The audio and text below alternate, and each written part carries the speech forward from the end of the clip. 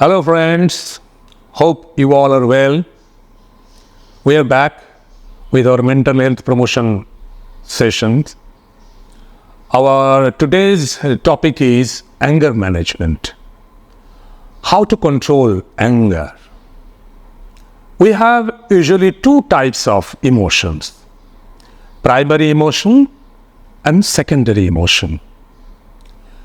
Primary emotions are those which we feel first, and primary emotion leads to secondary emotion. Anger is a secondary emotion. Happiness, sadness, irritation, pain, delight, gladness, all these are primary emotions.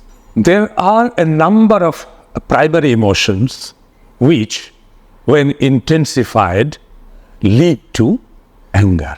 When we feel irritated, insulted, disgusted, these feelings, when they go to a high degree, they may lead to an angry outburst. Adrenaline goes up when we are angry, and a high level of adrenaline is harmful for our body. If we use anger as a normal pattern of our reaction, it may cause maladjustment and we may have to regret in the end. Excess of anger makes us blind and wayward, and this is not at all conducive to have a good adjustment and adaptation in society. Interestingly, there is a popular tendency in society to glorify destructive acts, like rampant killing of animals sometimes makes a person a hero. We look upon such hunters as heroes. Short-tempered people are sometimes looked upon as having manly disposition. There are men and women in society who take pride in being disastrous in moments of fury. They break things at home and they brag about it. But certainly this is not something we can welcome. Manifestation of anger in this way may lead to remorse. You may have to repent at the end for expressing yourself, for having such an angry outburst. When two persons lose their temper and engage in a verbal duel, we sometimes see that they drift away from the original topic of contention and they start using abusive language and they focus on inconsequential issues, and which takes the things to an extent where they lose all logic, reason, and start fighting. At the same time, this is also true that anger has its positive sides. After all, we don't live in a perfect world. We have reasons to become angry at times. Corruption, deception, injustice, all these are rampant in our society. And unless we become angry, unless we protest against all these, if we take things lying down, life becomes unbearable and we'll be cornered in such cases. So anger has its positive sides, of course, but we have to know how to express our anger. That is what we will discuss today. A person who lets his or her anger go out of control becomes a raging bull. He or she doesn't know how to control his anger. Neither does the person want to control it at all. He or she land in trouble, may have to repent, may have to lose a lot of things in life because of that rash reaction. So we have to know how to control ourselves while expressing our anger. We have to use anger in a positive way. And how can we use anger in a positive way? That is important. Here we'll discuss 8 steps to control our anger. We have to express our anger coolly and intelligently as much as possible to get things done in the proper way. The first step in our effort to control our anger is to practice being firm and resolute in our approach instead of being rude to others. Rudeness is something that ignites the situation.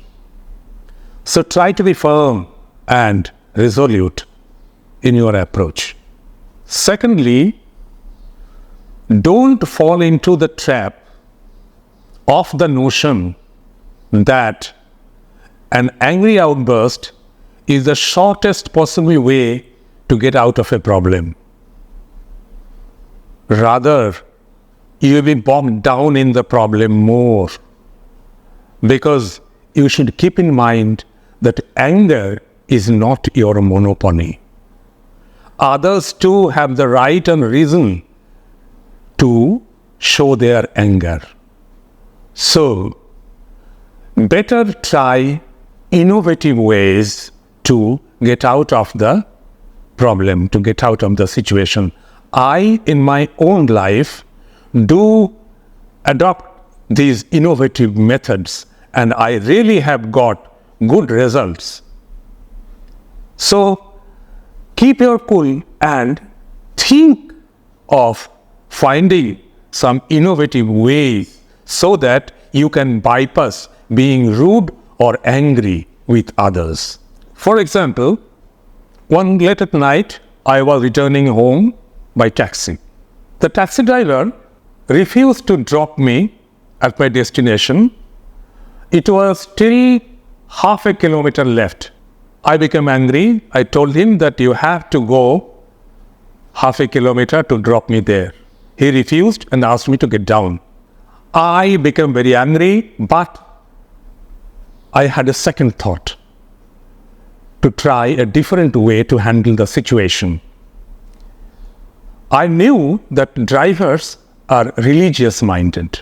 I told him, have you ever dropped your last passenger in front of a temple? He said, no. I said, I'll get down in front of a temple, right in front of a temple. You can visit the temple and go back home. The taxi driver began to think over it. Then he said, okay, let's go. Then he kept silent and came half a kilometer to drop me in front of the temple. And I told him, see, this is the temple I was talking about. He was happy. I found him happy. I said, is it okay? He said, yes, sir, it's okay. In fact, I wanted to reach home and have a good sleep. If I had put up a fight with him, I would have been stressed and would lose my good sleep at night. Thirdly, it is important not to involve yourself in an argument when your blood is boiling, because it will lead you to disaster inevitably. You have to practice patience. Take 3 deep breaths. It will help you to keep your anger in control. Then you can start talking. Unnecessary irritation and stress will not lead you to anywhere. So, don't get involved in an argument when your blood is boiling. Have patience. practice patience and take 3 breaths, long and deep. Fourthly, don't say the first thing that comes to your mind. Take your time, relax, think deeply. Do not give a hasty reply. Listen to what the other person is saying. Then you take your time and give your reply. Otherwise, you will drift away from the topic and begin to abuse each other. So, it's important to think before you say something. As a 5th step, I would suggest not to flaunt your ego everywhere. We should learn to compromise at times. We have to bend a little bit at times, because you cannot win all your ego fights. So don't flaunt your ego everywhere. We have to compromise at times to bring the situation in control. Sixthly, we should try to appreciate the differences and divergences in the nature of people. We all are not the same type of people. We all have different natures, different characters. Don't expect that everyone will follow your way. So we have to accept the fact that people have different temperaments, different mindsets. So keeping this in mind, we have to get ourselves involved in arguments with others. If we can keep this in mind, we can keep our anger also in control. Seventhly, it also helps an angry person to change the environment. Maybe you are feeling very angry at a certain situation. You take a break, change the environment. It will work like medicine to change your temper. Lastly, I would suggest not to be equally rude to a person who is behaving rudely with you. Sometimes your politeness and coolness works. Maybe a person is behaving aggressively with you. The person is anticipating an equal response from your side. But if you behave in a different way, if you behave coolly, the person may be taken by surprise. This at times works very well.